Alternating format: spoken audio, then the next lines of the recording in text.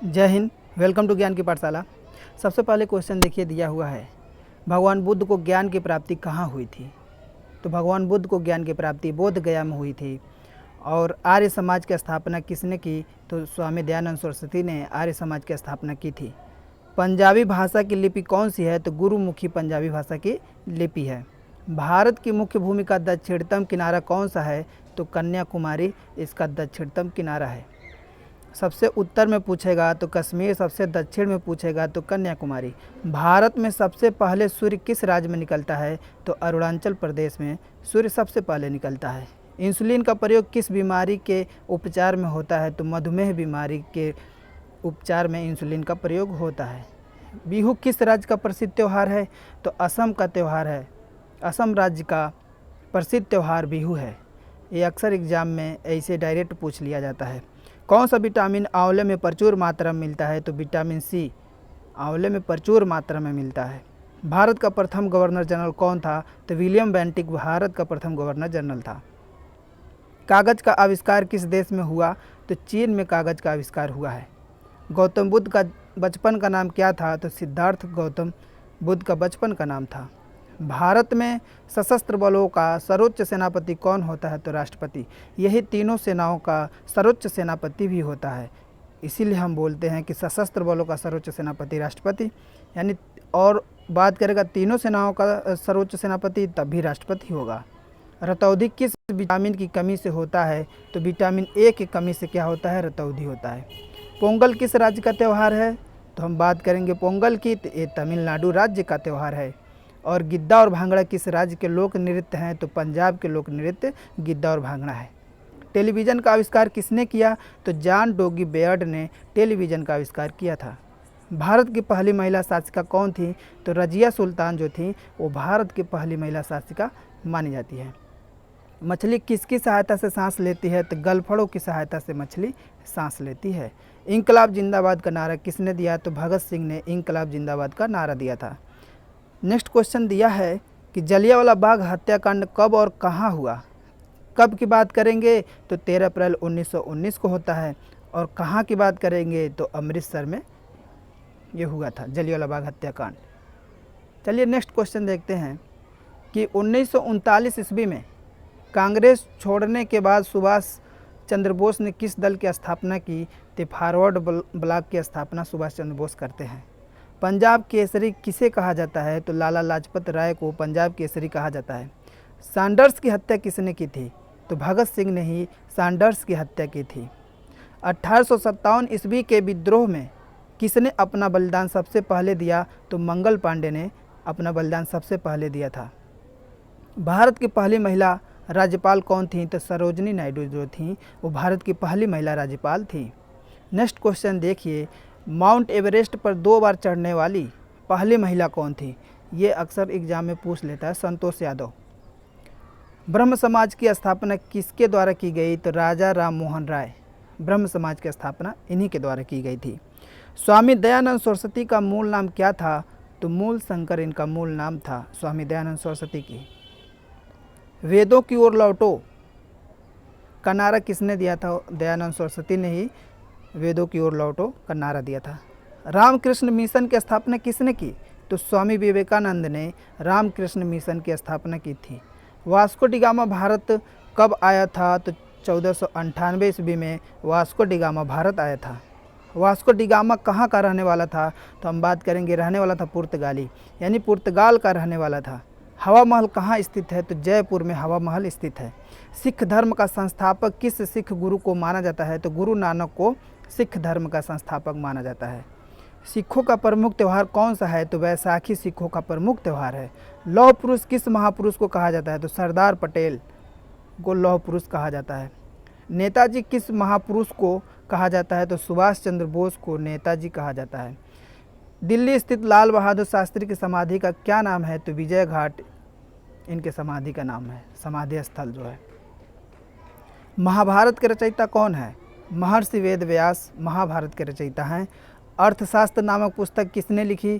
तो चाणक्य कौटिल्य ने लिखी थी अर्थशास्त्र नामक पुस्तक। जय जवान जय किसान का नारा किसने दिया था? तो लाल बहादुर शास्त्री ने जय जवान जय किसान का नारा दिया था। संविधान सभा का अस्थाई अध्यक्ष कौन था? तो डॉक्टर राजेंद्र प्रसाद अस्थाई अध्यक्ष थे संविधान सभा के। संविधान सभा की प्रारूप समिति के अध्यक्ष कौन थे? तो डॉक्टर भीमराव अंबेडकर प्रारूप समिति के अध्यक्ष थे। विश्व रेड क्रॉस दिवस किस दिन मनाया जाता है? तो 8 मई को विश्व रेड क्रॉस दिवस मनाया जाता है। चलिए नेक्स्ट क्वेश्चन देखते हैं। सूर्योदय का देश के नाम से कौन सा देश प्रसिद्ध है? तो जापान।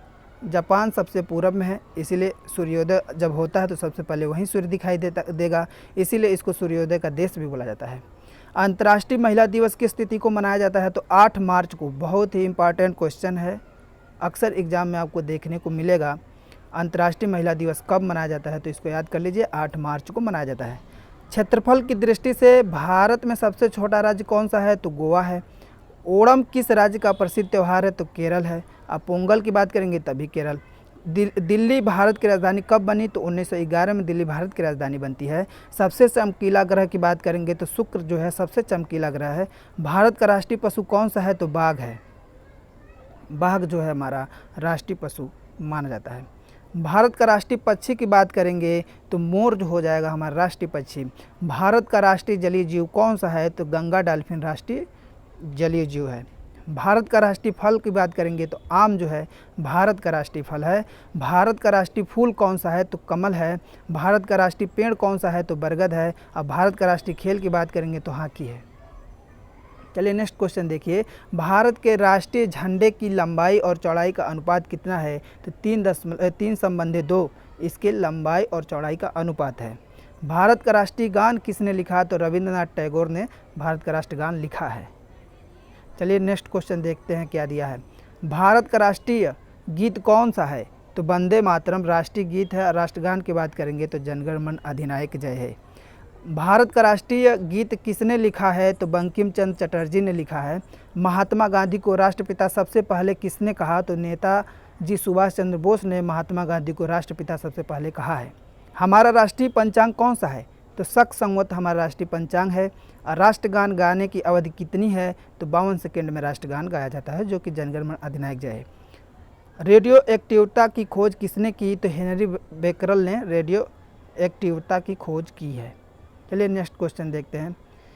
पेस मेकर का संबंध शरीर के किस अंग से है? तो हृदय से है।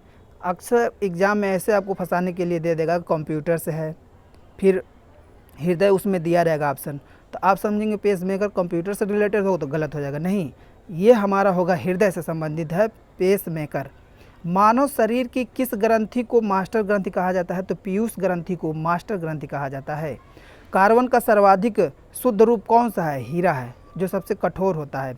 एक्सरे का आविष्कार किसने किया था? तो रोएंटजन ने एक्सरे का आविष्कार किया था। किस धातु का प्रयोग मानव द्वारा सबसे पहले किया गया? तो तांबा का प्रयोग मानव द्वारा सबसे पहले किया गया था। अंतरिक्ष यात्री को बाह्य आकाश कैसा दिखाई पड़ता है? तो काला। आप अंतरिक्ष में जाएंगे तो आकाश कैसा आपको दिखेगा? तो काला दिखता है। ये मत सोच लीजिएगा कि नीला दिखेगा, नहीं, धरती पे जल के कारण आकाश नीला दिखाई देता है, लेकिन आप अंतरिक्ष में जाएंगे तो काला ही दिखाई देगा। दूरबीन का आविष्कार किसने किया था? तो गैलीलियो ने दूरबीन का आविष्कार किया था। और दिल्ली स्थित महात्मा गांधी की समाधि का क्या नाम है? तो राजघाट। वेरी फेमस क्वेश्चन, याद कर लीजिए। भारत की पहली रेल कहाँ से कहाँ तक चली थी? तो वर्तमान मुंबई, यानी कि बम्बई जब बोला जाता था, अब इसमें मुंबई बोला जाता है, तो यानी कि मुंबई से थाने तक भारत की पहली रेल चली थी। भारत में पहली बार मेट्रो रेल सेवा किस नगर में आरंभ की गई? तो कोलकाता में पहली बार मेट्रो रेल सेवा नगर में आरंभ की गई थी, कोलकाता नगर में। भारत में रेल का आरंभ किस सन में हुआ? तो 1853। ये भी एग्जाम में पूछा हुआ क्वेश्चन है। प्रथम भारतीय अंतरिक्ष यात्री कौन थे? तो स्क्वाड्रन लीडर राकेश शर्मा, 1984 में। नेक्स्ट क्वेश्चन देखिए क्या दिया है। भारत की प्रथम महिला मुख्यमंत्री कौन थी? तो श्रीमती सुचेता कृपलानी। हरियाणा के पहले मुख्यमंत्री कौन थे? तो पंडित भगवत दयाल शर्मा। देख लीजिए इसको क्वेश्चन, हरियाणा के पहले मुख्यमंत्री कौन थे? तो पंडित भगवत दयाल शर्मा थे। चलिए नेक्स्ट क्वेश्चन देखते हैं। संयुक्त राष्ट्र संघ की स्थापना कब हुई? तो 24 अक्टूबर 1945 को संयुक्त राष्ट्र संघ की स्थापना हुई थी। संयुक्त राष्ट्र संघ का मुख्यालय कहाँ स्थित है? तो न्यूयॉर्क में संयुक्त राष्ट्र संघ का मुख्यालय स्थित है। संयुक्त राष्ट्र संघ के पहले महासचिव कौन थे? तो त्रिगवेली थे पहले महासचिव। अब यूएनओ को जानते होंगे, यूनाइटेड नेशन ऑर्गेनाइजेशन, उसी को हिंदी में बोलते हैं संयुक्त राष्ट्र संघ। चलिए नेक्स्ट क्वेश्चन देखिए, इस समय संयुक्त राष्ट्र संघ के कितने सदस्य देश हैं? तो 193 सदस्य देश हैं। और संयुक्त राष्ट्र संघ सुरक्षा परिषद के कितने देश सदस्य होते हैं? सुरक्षा परिषद के कितने देश सदस्य होते हैं? तो 15 होते हैं सुरक्षा परिषद सदस्य। और संयुक्त राष्ट्र संघ सुरक्षा परिषद के कितने देश अस्थायी सदस्य की बात करेंगे, उसमें 5 होते हैं, और इसका हम ट्रिक बना चुके हैं। अंतर्राष्ट्रीय न्यायालय कहाँ स्थित है? द हेग, हॉलैंड में। और संयुक्त राष्ट्र संघ के वर्तमान महासचिव कौन हैं? तो बान की मून इसके वर्तमान महासचिव हैं। संयुक्त राष्ट्र सभा में हिंदी में भाषण देने वाले भारतीय कौन थे? तो अटल बिहारी वाजपेयी जी थे। संयुक्त राष्ट्र संघ सुरक्षा परिषद के अस्थायी सदस्य कितने वर्ष के लिए चुने जाते हैं? तो 2 वर्ष के लिए चुने जाते हैं। संयुक्त राष्ट्र संघ का 193वां सदस्य कौन सा देश बना है? तो दक्षिणी सूडान बना है। और किस विटामिन की कमी से खून का रुकाव बंद नहीं होता? तो विटामिन के। हिंदी दिवस कब मनाया जाता है? सबको पता है, 14 सितंबर। और संविधान के किस अनुच्छेद द्वारा हिंदी को राष्ट्रभाषा घोषित किया गया है? अनुच्छेद 343। आपको फंसाने के लिए राजभाषा दे सकता है, और उसमें ध्यान देना है कि राजभाषा है कि राष्ट्रभाषा है। तो राष्ट्रभाषा है, हिंदी को राष्ट्रभाषा घोषित किया गया अनुच्छेद 343 में। चलिए नेक्स्ट क्वेश्चन देखते हैं क्या दिया है। ओलंपिक खेलों के एक एकल स्पर्धा में स्वर्ण पदक जीतने वाले एकमात्र भारतीय कौन है? तो अभिनव बिंद्रा का नाम आता है। ओलंपिक खेलों का आयोजन कितने वर्षों बाद होता है? तो 4 वर्ष बाद होता है। और सन 2016 में ओलंपिक खेल कहाँ हुए थे? तो रियो डी जेनेरियो। अंतर्राष्ट्रीय मानव अधिकार दिवस कब मनाया जाता है? तो 10 दिसंबर को अंतर्राष्ट्रीय मानव अधिकार दिवस मनाया जाता है। हरियाणा की कौन सी नस्ल की भैंस प्रसिद्ध है? तो मुर्राह भैंस प्रसिद्ध है, और बहुत ज़्यादा दूध देती है, इसलिए भी फेमस है। प्रसिद्ध शीतला माता मंदिर कहाँ स्थित है? तो गुड़गांव में स्थित है प्रसिद्ध शीतला माता मंदिर। नेक्स्ट क्वेश्चन देखिए, विशाल हरियाणा पार्टी किसने बनाई थी? तो राव वीरेंद्र सिंह ने। हरियाणा का क्षेत्रफल कितना वर्ग किलोमीटर है? तो 44,212 वर्ग किलोमीटर। हरियाणा के पहले मुख्यमंत्री कौन थे? क्वेश्चन हो चुका है, पंडित भगवत दयाल शर्मा। किस देश की स्थलीय सीमा सर्वाधिक देशों के साथ लगती है? तो चीन की।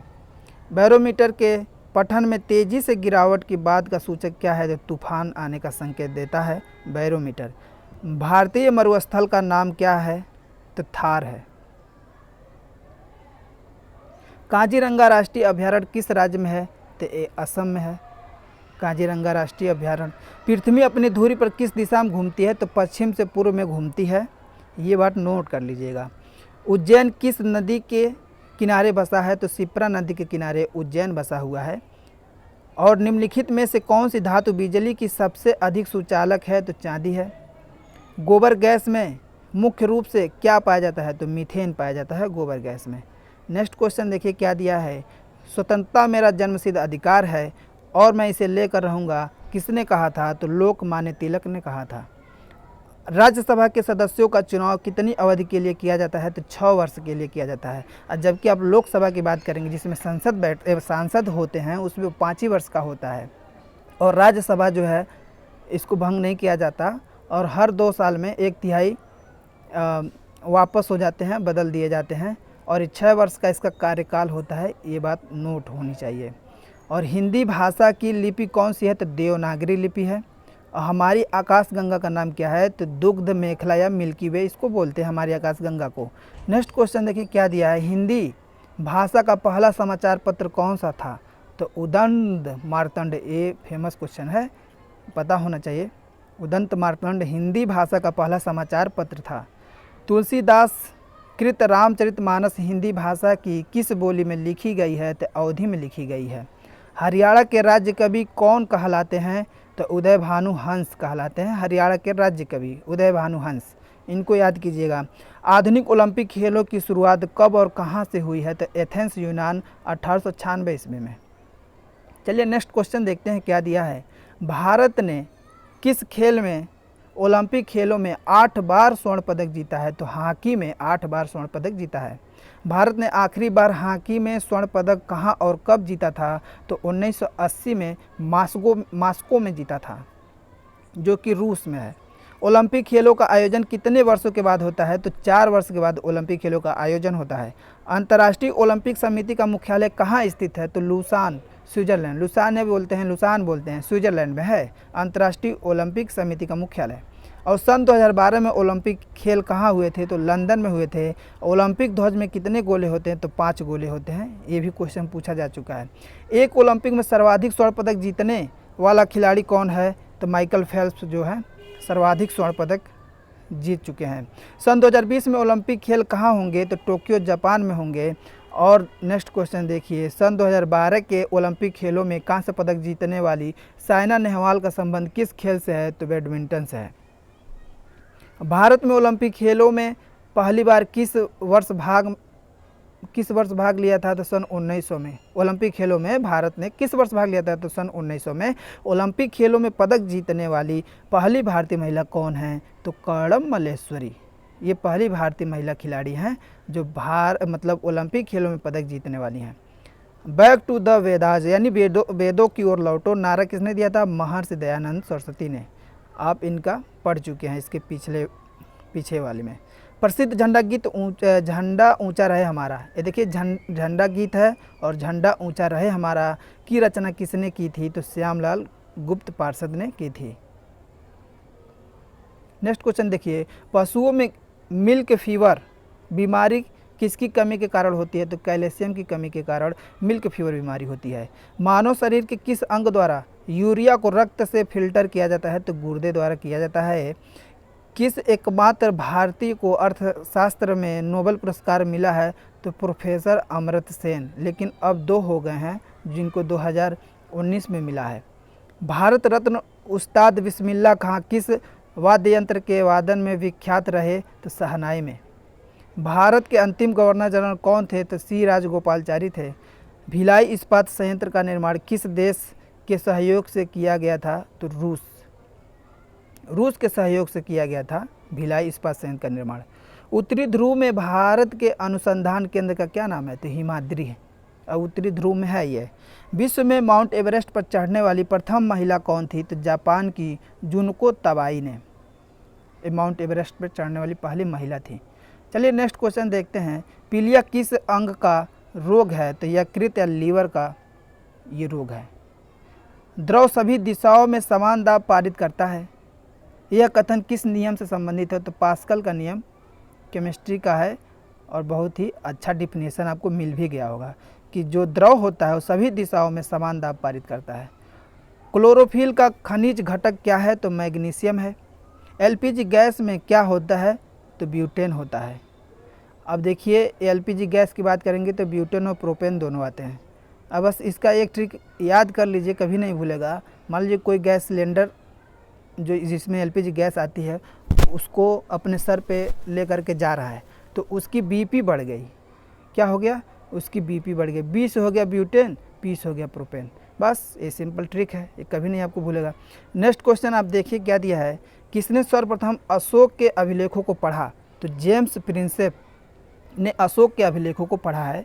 और किस बौद्ध भिक्षु के प्रभाव में अशोक ने बौद्ध धर्म ग्रहण किया? तो उपगुप्त के प्रभाव में बौद्ध धर्म ग्रहण करता है अशोक।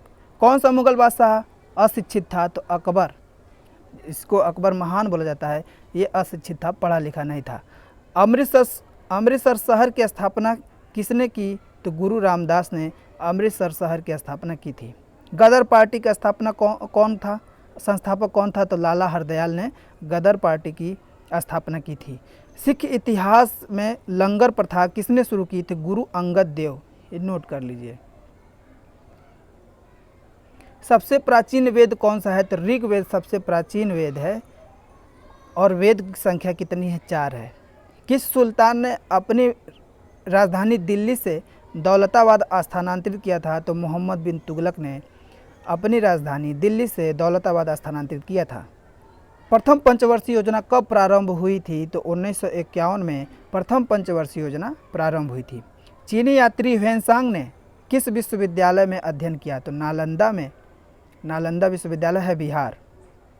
यहाँ पे इसने अध्ययन किया था? चीनी यात्री था ह्वेनसांग। नेक्स्ट क्वेश्चन देखिए, कौन सा रक्त समूह सर्वदाता कहलाता है? ओ, जिसका ब्लड ग्रुप ओ है वो सर्वदाता है, यानी सबको दे सकता है ब्लड।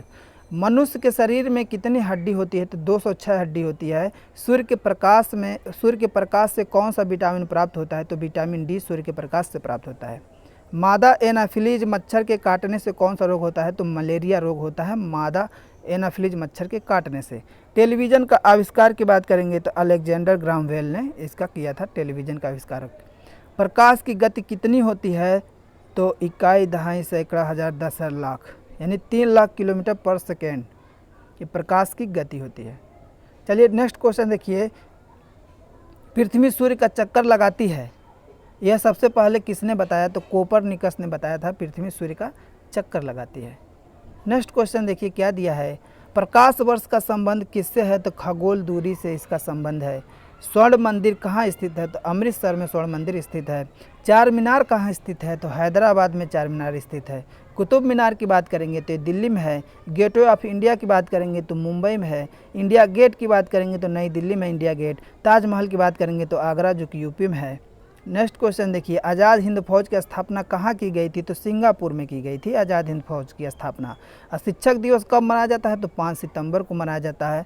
डॉक्टर सर्वपल्ली राधाकृष्णन के जन्मदिन के अवसर पर मनाया जाता है। खेल दिवस कब मनाया जाता है? तो 29 अगस्त को। मेजर ध्यानचंद का जन्म दिवस भी इसी दिन होता है, 29 अगस्त को। किसके जन्म दिवस को खेल दिवस के रूप में मनाया जाता है? तो मेजर ध्यानचंद के जन्म दिवस के रूप में खेल दिवस मनाया जाता है। भारत के नियंत्रक एवं महालेखा परीक्षक की नियुक्ति की अवधि कितनी है? तो 6 वर्ष या 65 वर्ष की आयु जो भी पहले हो, ये भारत के नियंत्रक एवं महालेखा परीक्षक की नियुक्ति की अवधि है। द्वंद्व न्याय, डायलेक्टिक शब्द संकेत करता है सैद्धांतिक संघर्ष को। हमारे राष्ट्रीय झंडे के मध्य में बने धर्मचक्र का रंग है नेवी ब्लू है। क्या कारण है कि तेल की बूंद पानी पर फैल जाती है? देखिए इसके क्या कारण है, क्योंकि तेल का पृष्ठ तनाव पानी से बहुत कम होता है, इसलिए तेल जो है पानी के ऊपर फैल जाता है। खतरे के सिग्नल पर आया लाल क्यों होता है? अब लाल रंग होता है ना, खतरे के सिग्नल पर लगाया जाता है लाल रंग। लाल बत्ती जली, इसका मतलब आपको स्टॉप हो जाना है, क्योंकि लाल रंग का प्रकाश का तरंगदैर्घ्य अधिकतम होता है। ये बात नोट कीजिएगा, इसका तरंगदैर्घ्य जो है वेवलेंथ जिसको बोलते हैं वो सबसे अधिक होता है, इसलिए सिग्नल पे इसको लगाया जाता है ताकि आपको अच्छे से दिखाई दे जाए, दूर से भी दिखाई दे जाए। मानव का सामान्य रक्त शुगर स्तर होता है तो 120 से लेकर के 150 मिलीग्राम प्रति डेसीलीटर। देखिए प्लिमसोल लाइन संदर्भ रेखा होते हैं किस में? जहाज में होते हैं। उकाई परियोजना स्थित है गुजरात में है, उकाई परियोजना गुजरात में है। कोच्चि पत्तन भारत किस तट पर स्थित है? तो पश्चिमी तट पर है। नेक्स्ट क्वेश्चन देखिए क्या दिया हुआ है, यूएसए की राजधानी वाशिंगटन डीसी स्थित है, पोटोमैक नदी के किनारे स्थित है। नोबेल पुरस्कार प्राप्त करने वाले भारतीय मूल का जीव विज्ञानी था हरगोविंद खुराना थे। एकाधिकारी प्रतियोगिता की एक अनिवार्य शर्त क्या है? उत्पादन विभेदीकरण। ऐसे क्वेश्चन दे देगा जैसे लगेगा कि कहाँ बाहर से क्वेश्चन पूछ दिया, लेकिन नहीं, इसको भी आप देख करके जाइएगा कि एकाधिकारी प्रतियोगिता की एक अनिवार्य शर्त क्या है? उत्पादन विभेदीकरण। चलिए नेक्स्ट क्वेश्चन देखते हैं क्या दिया है। भारत पाक शांति के प्रयासों के अंतर्गत विश्वास पैदा करने के उपायों के एक अंग के रूप में भारत और पाकिस्तान के किन 2 स्थानों को रेल से जोड़ा गया? तो मुना बाव और खोखरा पार। ये नोट कीजिए, मुना बाव और खोखरा पार। संवैधानिक सरकार वह है, देखिए इसमें क्या दिया हुआ है, ये ISPCS का क्वेश्चन पूछे गए हैं। इसमें दिया है कि संवैधानिक सरकार वह है, कौन है? जो व्यक्ति की स्वतंत्रता के हित में राज्य की सत्ता पर प्रभावकारी प्रतिबंध लगाती है, वही संवैधानिक सरकार होती है। एक बार और नोट कीजिए इसको, जो व्यक्ति की स्वतंत्रता के हित में, यानी कि हमारे देश के नागरिक हैं, जो व्यक्ति हैं, उनके स्वतंत्रता के हित में राज्य की सत्ता पर प्रभावकारी प्रतिबंध लगाती है। अब राज्य की सत्ता में बहुत लोग हो सकते हैं, जैसे DM, SDM हो गए, पुलिस हो गए, कार्यपालिका भी जितने हो गए, ये राज्य की सत्ता में आते हैं। ये सरकार में, इनको सरकार की पावर है, तो अब इनके ऊपर प्रभावकारी प्रतिबंध लगाता है, तो वही संवैधानिक सरकार है। तो जैसे भारत में सरकार है तो संवैधानिक सरकार है, क्योंकि संविधान के हिसाब से आपको चलना है। ये नहीं कि आप मनमानी कर सकते। कोई आ गया दरोगा और गांव में किसी को उठा ले गया मनमानी बिना वारंट के, तो उसके ऊपर भी केस लगाया जा सकता है। संविधान आपको मौलिक अधिकार देता है। ये सारी चीज़ें आपको संविधान से रिलेटेड क्वेश्चन यहाँ पे डाला गया है, इसको बहुत ध्यान से पढ़ेगा, क्योंकि ऐसे क्वेश्चन एग्जाम में पूछने का चांस बहुत ज़्यादा रहता है। और भारत में नेक्स्ट क्वेश्चन के देखिए क्या दिया है, भारत में संसदीय प्रणाली की सरकार है क्योंकि मंत्रिपरिषद लोकसभा के प्रति उत्तरदायी है। इसको समझ लीजिए थोड़ा सा। देखिए भारत में जो संसदीय प्रणाली है, जैसे लोकसभा राज्यसभा है, और जो मंत्री बनाए जाते हैं लोकसभा से या राज्यसभा से भी हो सकते हैं, मंत्री बनाए जाते हैं, जैसे गृह राज्य मंत्री, ऐसे बहुत सारे मंत्री 15 मंत्री हो गए, तो ये लोकसभा के प्रति उत्तरदायी होते हैं। ये नहीं कि ये मनमानी काम लगे करने, अपने क्षेत्र में गए रेलवे में कोई भ्रष्टाचार करने लगे।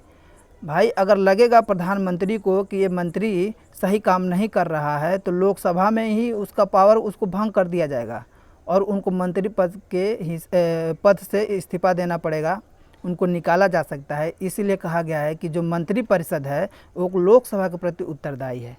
अब समझ में आ रहा होगा आपको। नेक्स्ट क्वेश्चन देखिए क्या दिया है, राज्य के लिए अनिवार्य तत्व क्या है।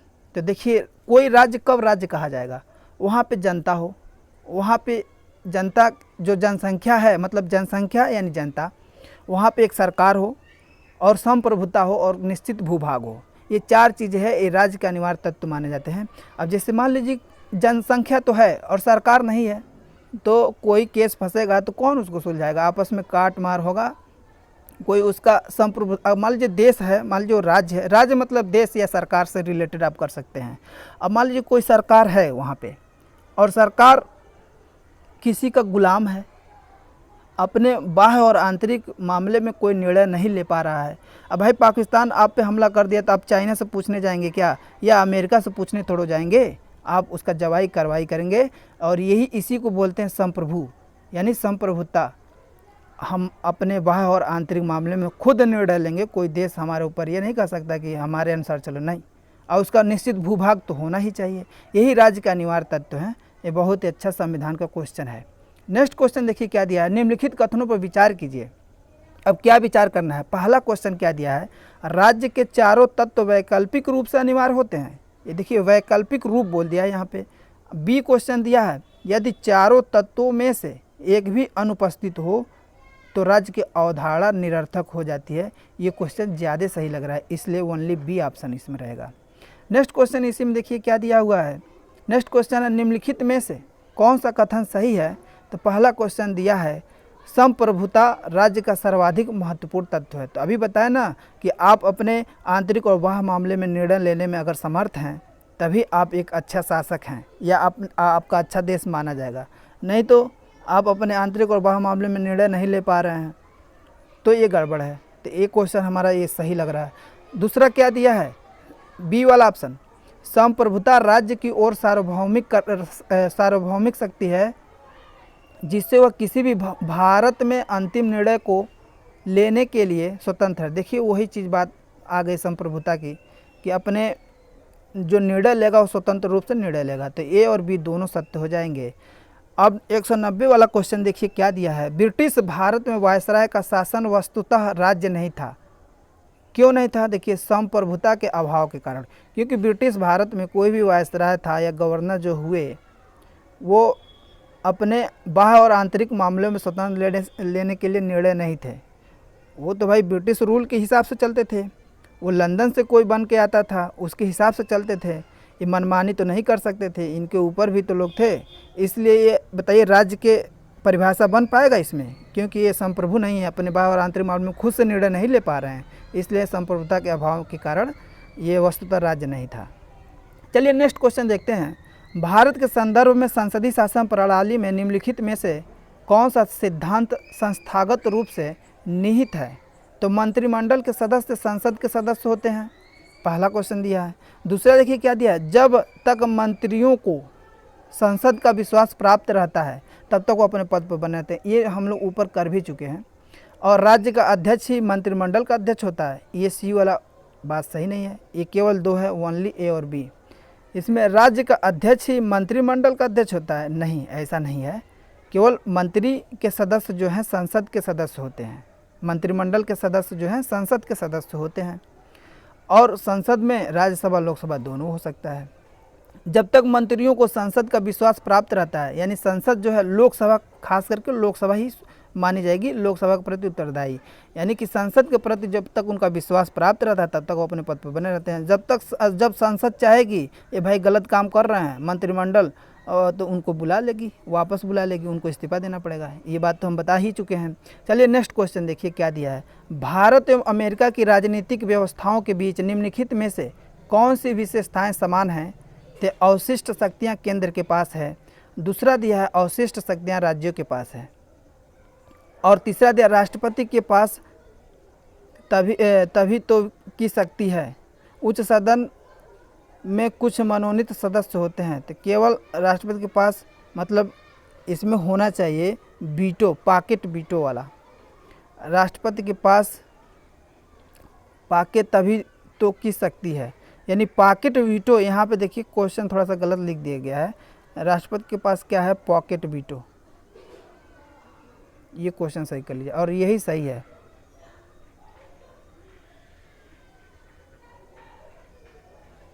देखिए कभी किसी को फांसी की सज़ा सुनाई जाती है तो अंतिम रूप से अगर राष्ट्रपति की गुहार करने जाते हैं लोग, अगर राष्ट्रपति क्षमा कर देता है, वैसे अगर अपराध बहुत बड़ा है तो क्षमा नहीं करेगा। ऐसे मान लीजिए कोई व्यक्ति ऐसा है, उसका आचरण बहुत अच्छा रहा है जीवन काल में, भारत के लिए कुछ योगदान दिया है, वो सम्मानित रहा हो, और गलती से कोई गुनाह ऐसा कर दिया हो जो बहुत बड़ा अपराध ना हो और उसको फांसी की सज़ा मिल गई है, तो उसको राष्ट्रपति चाहे तो उसको फांसी की सज़ा रुकवा सकता है। तो वही पॉकेट वीटो की शक्ति राष्ट्रपति के भी पास है, और बाकी अवशिष्ट शक्तियाँ केंद्र के पास है, ये वाला क्वेश्चन नहीं होगा। अवशिष्ट शक्तियाँ राज्यों के पास है, ये भी नहीं। देखिए इसमें पहले क्वेश्चन को समझिए क्या दिया है। भारत एवं अमेरिका की राजनीतिक व्यवस्थाओं के बीच निम्नलिखित में से कौन सी विशेषताएं समान है? तो देखिए समान की बात किया है ना, तो यही पॉकेट वीटो राष्ट्रपति को अमेरिका में भी मिलता है और भारत में भी इस पॉकेट वीटो है, बस यही समान है। चलिए नेक्स्ट क्वेश्चन देखिए 193 क्या दिया है, सही कथन का उत्तर दीजिए। क्या क्वेश्चन है कि भारत में राजनीतिक प्रणाली की आवश्यकता के कारण हैं। अब भारत में राजनीतिक प्रणाली की आवश्यकता के क्या कारण हैं? सबसे पहला दिया है भारत में राष्ट्र निर्माण की प्रक्रिया अभी चल रही है, जिसे राष्ट्र विरोधी ताकतें नुकसान पहुंचा सकती हैं। बात सही है। भारत की आंतरिक सुरक्षा के समक्ष कई चुनौतियां हैं, ये भी सही है। भारत एक कल्याणकारी राज्य, वेलफेयर स्टेट की भूमिका में, ये भी सही है। भारतीय समाज तीव्र सामाजिक परिवर्तन के दौर से गुजर रहा है, ये भी सही है। ये सारे ISPCS में पूछे गए क्वेश्चन हैं। देखिए निम्नलिखित कथनों पर विचार कीजिए। आमतौर पर लोकतांत्रिक प्रणाली संविधान के दायरे में आती है, सही है। लोकतंत्र यानी जनता का शासन। संविधान एक विचारधारा है जिसमें संविधान या विधानों के निश्चित समूचे को सर्वोच्चता प्राप्त होती है। तो 1 और 2 दोनों सही है। नेक्स्ट क्वेश्चन देखिए, अभी जब हम संविधान की क्लास कभी लेंगे तो उसमें बताएंगे संविधानवाद और संविधान में क्या अंतर है, कौन देश संविधानवाद के अंतर्गत आते हैं, जैसे भारत आता है। इस तरह क्या आपका नेपाल भूटान हो गया या उत्तर कोरिया हो गया, क्या ये संविधान में आते हैं कि संविधानवाद में आते हैं? ये बहुत डीप वाली क्वेश्चन है। चलिए हम तो यह 1 लाइनर क्वेश्चन सॉल्व कर रहे हैं, तो इसमें एग्ज़ाम में पूछने का चांस रहता है, इसलिए क्वेश्चन को उठा दिए हैं। लेकिन बहुत अच्छा पॉलिटी वाली क्वेश्चन है समझने के लिए। 195 नंबर पर देखिए क्या दिया है, किस व्यवस्था को अविनाशी राज्यों का अविनाशी संगठन कहा गया है? तो संघात्मक व्यवस्था को कहा गया है अविनाशी राज्यों का अविनाशी संगठन।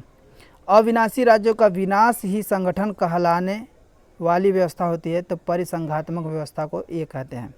अब भारत की संसदीय शासन प्रणाली और ब्रिटेन की संसदीय शासन प्रणाली में अंतर का बिंदु निम्नलिखित कौन सा है? तो न्यायिक समीक्षा, जुडिशियल रिव्यू। अगर मान लीजिए जैसे सरकार है, विधायिका, कार्यपालिका और न्यायपालिका, 3 सरकार माने जाते हैं। सरकार के 3 अंग हैं। विधायिका जिसमें हमारा संसद आ जाएगा, जिसमें संसद के जैसे लोकसभा, राज्यसभा और राष्ट्रपति तीनों आ जाएंगे, संसद के तीनों अंग माने जाते हैं। कार्यपालिका में अभी बताए, अब PM से लेकर के राष्ट्रपति से लेकर के भी राष्ट्रपति भी कार्यपालिका का अंग होता है, ये नोट करने वाली बात है। यहाँ से लेकर के जहाँ नीचे एक सेवक, निचले स्तर ग्रुप डी तक की वैकेंसी जितनी है सब कार्यपालिका में आते हैं। जो विधायिका कोई कानून बनाती है, कार्यपालिका उसको फॉलो करती है, और न्यायपालिका अपनी उस पर प्रतिक्रिया जारी करती है कि भाई ये आपने जो विधि बनाया हो गलत है कि सही, वो उसको फैसला सुनाएगी। तो भाई यही मुख्य चीज़ अंतर है, ये नोट करने वाली चीज़ है कि मान लीजिए कभी विधायिका गलत कानून भी तो बना सकती है, किसी मामले में गलत कानून बना देगी तो न्यायपालिका उसको खारिज कर देगी। बस यही क्वेश्चन है। तो ये भारतीय संसद प्रणाली और ब्रिटेन संसदीय प्रणाली में यही मुख्य बिंदु का निम्न अंतर है, इसको नोट कर लीजिएगा। नेक्स्ट क्वेश्चन देखिए क्या दिया है। वह राजनीतिक प्रणाली जिसमें प्रांतों या कार्यकारी कार्यों का निर्माण संघ की इच्छा पर निर्भर होता है कहलाती है एकात्मक व्यवस्था कहलाती है। नेक्स्ट क्वेश्चन देखिए, निम्नलिखित कथनों पर विचार कीजिए क्या दिया है। वर्तमान में अमेरिका संघ यानी फेडरेशन ना होकर परिसंघ कॉन्फेडरेशन बन गया है, जो कि ये बात सही नहीं लग रहा है।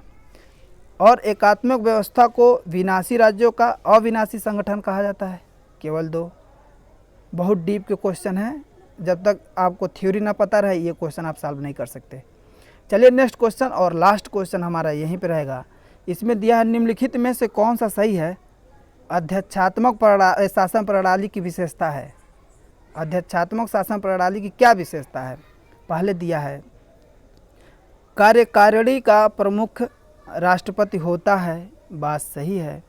राष्ट्रपति अपने मंत्री परिषद का चयन स्वयं करता है, ये भी बात सही है। तीसरा है राष्ट्रपति व्यवस्थापिका को भंग नहीं कर सकता, ये भी बात सही है, राष्ट्रपति नहीं भंग कर सकता। ऊपर वाली सभी तथ्य सही हैं, तो सभी तथ्य सही हैं। धन्यवाद दोस्तों।